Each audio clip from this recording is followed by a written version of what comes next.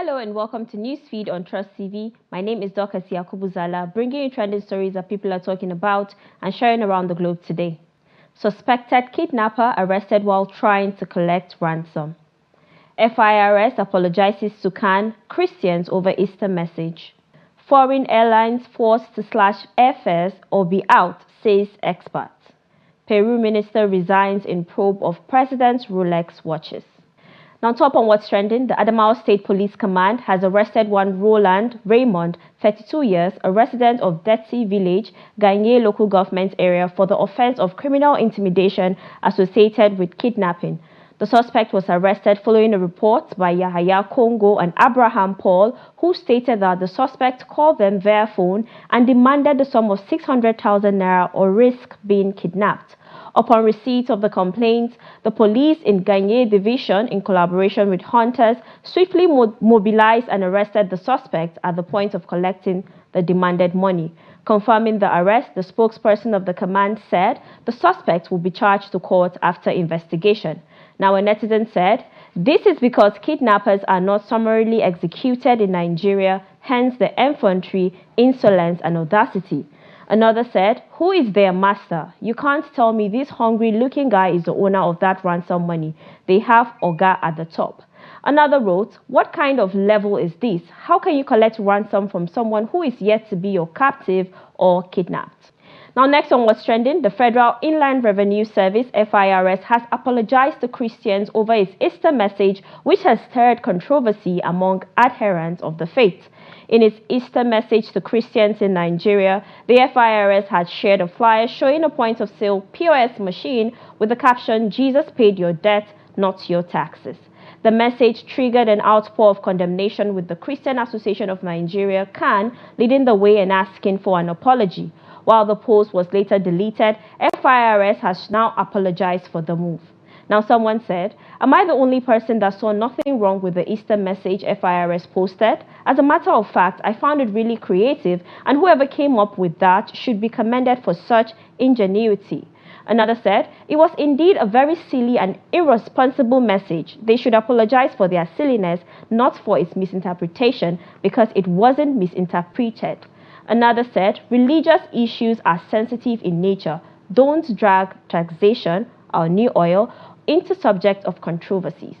Now, the chairman of the Economic and Financial Crimes Commission, Ola Olukoyede, has pledged to lead a broad-based and holistic anti-graft war that would not spare anyone linked with any form of economic and financial crimes.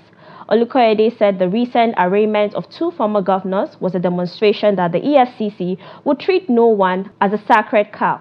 The EFCC in January arraigned a former governor of Anambra State, Willie Obiano, for alleged theft of the state security votes to the tune of 4 billion naira while he was in the saddle as governor between 2014 and 2022.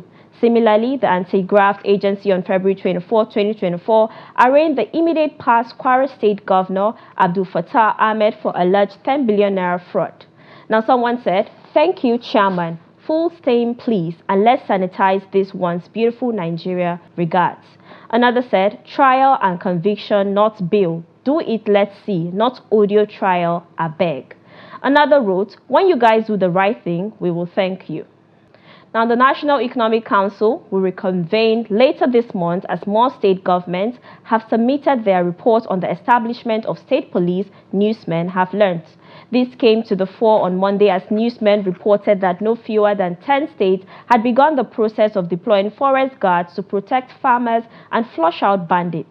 At President Bola Tinubu's meeting with the governors last February, the federal government and states agreed to recruit forest rangers and invest in more training to keep our forests and borders safe, said the Information Minister Mohammed Idris. At next 140th meeting held at the Aso Rock Villa on March 21st, the council received reports from 16 state governors expressing their support for establishing state police. Now, someone said, "The forest guards is the best solution for insecurity in Nigeria. They could also guard the oil installation throughout the federation." Another said, "Expedite actions on those two institutions and let's have a better security. Why the dragging of feet? Do we need 1 million people to die before coming up with these two security agencies?" Another wrote, "Good move, I think. Forest guards should be better. make all our forests safe, so it will be difficult for criminals to hide. What are drones for, please? Because I don't even understand how bandits easily hide in this country. It is very easy to kidnap millions of people at once and hide. Now, the presidential candidate of the African Action Congress, AAC, in the 2023 election, Omoyele Sowore, has faulted the attitude of young Nigerians to politics in light of the swearing-in of 44-year-old Bassirou Diomaye Faye as the Senegalese president. Faye was sworn in at an event attended by several African leaders in Dakar on Tuesday. While this has elicited hopes that other African countries, especially Nigeria, will follow a similar path in electing young people, Sowore says youth in the country are only scheming to become personal assistants to governors and other leaders. Sowore, who spoke from New Jersey in the United States, said Nigerian youth need to be more daring in politics to replicate what happened in Senegal. Now, a netizen said, being young doesn't mean you are competent. Buhari was once a young leader. Another said, he's clearly right because there's something called charisma, which they lack.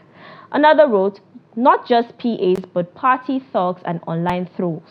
Now, let's take a short break, and when we come back, you get to know how footballer Ahmed Musa reacted after a video of him refusing to shake the governor of Kano State went viral. Stay tuned. Welcome back, it's Newsfeed. Now, the former president of the National Association of Nigeria Travel Agencies, Bankole Bernard, says with the commencement of the Lagos to London direct flight by local carrier Air Peace, foreign airlines hitherto enjoying exclusivity on the route are forced to slash airfares. Bernard said foreign airlines' refusal to reduce flight tickets on the Lagos to London route would force them out of the market. He further said the price of international flight ticket on the Lagos to London route was as high as 3.5 million naira, but with Air Peace pegging the return economy class ticket for 1.2 million naira, foreign airlines such as British Airways, Virgin Atlantic and Qatar Airways have been forced to slash their prices to stay competitive. He said foreign airlines operating into the 4 major airports in Nigeria are making more than enough profit unchallenged. Now, someone said, this is what will happen in cement industry if Ebeto is allowed to continue his cement production. Another wrote, it's not magic, it's what is called supply. When you have many manufacturers of cement price will drop. All these excuses will be off windows. Same goes to any product or services. Another netizen opined, Nigeria will be great again. The competition will be good for the industry. Hopefully, Fly Air Peace can keep up with a very high standard of service delivery. Now, footballer Ahmed Musa has reacted after a video of him refusing to shake the governor of Kano State went viral. In the viral video, Musa is seen refusing to accept a handshake offered to him by Kano State Governor Abba Kabir Yusuf. While some called it a sign of disrespect, others said it is a sign of respect and that Musa was just sending the message that he isn't worthy to shake the governor's hand. Ahmed Musa has now reacted. In his words, he said, it has come to my attention that on a moment captured almost a month ago has unexpectedly become the center of attention on social media. It's disheartening to see a simple act of cultural respect blown out of proportion. In our northern culture, the gesture of kneeling, shaking hands, etc. signifies the highest form of respect. This was my intention when I greeted the deputy governor in such a manner. However, when it came to greeting the governor, I chose to bow and not shake his hands, honoring him in a way that is deeply rooted in tradition. It's unfortunate that amidst all the pressing issues our nation faces, economic hardship, security challenges, religious clashes and more, this seemingly insignificant moment has garnered so much attention. Even national media outlets have jumped on the bandwagon, diverting focus from issues that truly matter. Highly disappointing, I must say. What's even more disheartening are the comments questioning my respectfulness, especially from those who don't know me personally. Let's pause for a moment and reflect on where we choose to direct our energy. Shouldn't it be towards finding solutions to the problems plaguing our society rather than getting caught up in needless distractions? I urge us all to channel our collective efforts towards addressing the real issues at hand. Let's focus on uplifting one another, fostering unity, and working towards a better future for all. And with this, I rest my case. Now, a netizen said, anybody with an iota of knowledge about the northern culture understands you, Musa. Don't stress yourself. Another wrote, in all you do, world people must talk. Live life to the fullest. Another opined, excellent response to all those ill-mannered Nigerians on social media. And now on the foreign scene, Peru's interior minister resigned Monday, 2 days after police under his command raided the home and office of President Dina Boluarte as part of a probe into how she obtained Rolex watches she has been seen wearing. With Peru feasting on a scandal dubbed Rolex Gate, the minister Victor Torres said after a cabinet meeting that he was stepping down for personal reasons. But his departure was widely seen as punishment for the weekend raids targeting the president. He has also taken a lot of heat in Congress over a sharp increase in street crime. Now, someone said, Tinubu's son has been wearing different designs of those companies. Nobody will question him because his father was a former oil and gas executive. Another said, wait, police raid president's homes? Another wrote, see country, Nigerian politicians can never, even if the world wants the end. And now in sports, United States of America's men's under-19 national team coach of Nigerian descent, Michael Nsen, has declared his interest in the vacant Super Eagles coaching job as the Nigerian Football Federation continues its search for a substantive coach. While addressing a news conference in Abuja on Monday, Nsen says with his qualifications and experience, he remains the best man to succeed Jose Peseiro as the Super Eagles coach. Nsen is one of the contenders for the Super Eagles job, with ex-internationals Emmanuel Emunike and George Finidi, as well as other candidates being mooted. The NFF advertised the Super Eagles coaching job 2 weeks after Portuguese coach Peseiro left the job on the expiration of his contract. Despite living abroad, Nsen, who hails from Eket in Akwa Ibom State, also believes he understands Nigerian football. Now, a netizen said, still focus on your US under-19, bro. Super Eagles coaching job isn't moi moi. Another said, I don't want to see a foreign coach coaching us anymore. Not that I hate foreign coaches, but I want our people who are responsible for football to allow a Nigerian coach who has the necessary qualifications to handle the Super Eagles, and they should be patient and allow the person spend some time in the job and not just firing a coach after failing to get us qualified for a tournament or if he fails to win a tournament.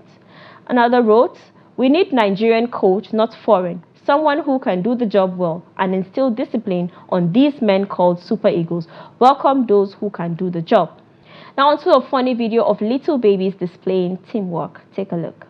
Hard work, got another day's of work. Hard work, that's what they say. Hard work, I earn my pay. Hard work, I get off the rock, I move on down. Got to go, make. And that's all we have for you today on Newsfeed. Follow us and subscribe to all our social media platforms: Facebook, YouTube, Instagram, and X. Until next time, goodbye.